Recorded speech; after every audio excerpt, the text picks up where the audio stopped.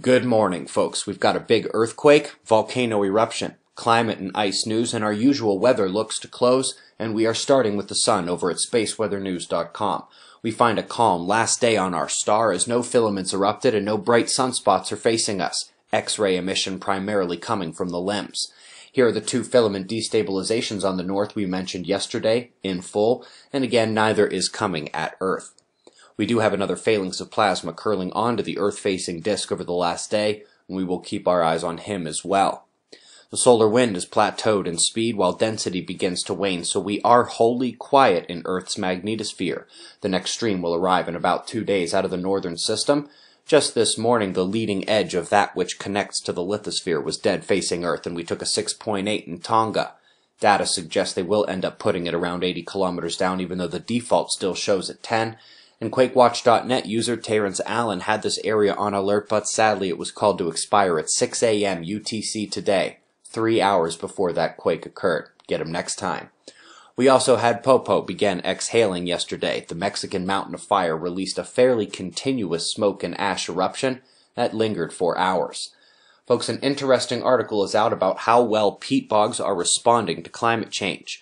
I'll take this moment to mention that the press story out from the U.S. government about climate change is nothing new except for the paper it was printed on yesterday. The same, if not slightly backed off, projections and certainty, but still basically the same talking points and no new models from the last 5 years, which is why they still do things like call out the peak of ice coverage a month early when it would climb back up to set the season peak a month later, although in their defense, the large geomagnetic event and correlated drop in sea ice only happens every time the sun rocks and rolls. Did you catch that one? Okay. And to cap that story, we have early pre-published news out of the Shawa Station in East Antarctica, not far from where those penguins are starving to death because the ice is extending out to sea, has shown a steady decline in October temperatures, even with last year's record-breaking El Niño jacking up a later point. And sticking with this chilly topic for 1 minute more, there is a new animation and information out about the IceSat-2 craft set to launch in 2018.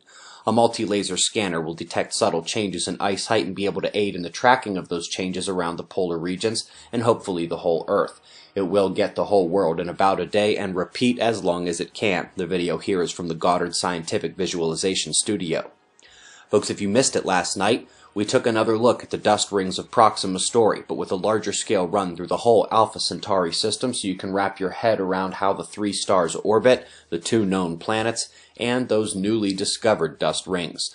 Crux from an observer's perspective is there could be another planet between the outer rings that never dims its host. Folks, we have only about 25% of the seats left for observing the Frontier 2018, and the local hotel at the venue is filling up as well. Best show in the Awake community is President's Day weekend in the desert. Tickets available at otf.cells.com. OTF for observing the Frontier. We greatly appreciate your support. We've got the wind maps and an Easter egg in the 211 angstrom shots of our star to close. We'll do this all again tomorrow, right here, but right now it's 5:30 a.m. in the new Valley of the Sun. Eyes open, no fear. Be safe, everyone.